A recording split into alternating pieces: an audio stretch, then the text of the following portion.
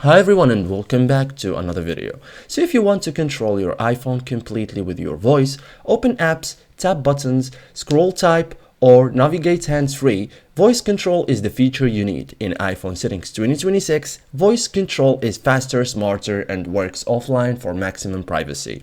So in this guide, I will show you step by step how to turn on voice control on your iPhone in 2026 like a pro. So first thing first, go to settings. Okay, so tap settings.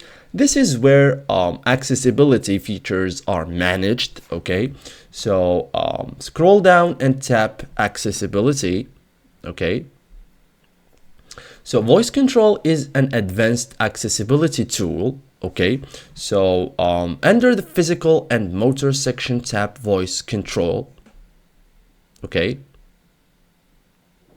as you can see, we have many options. Here is voice control.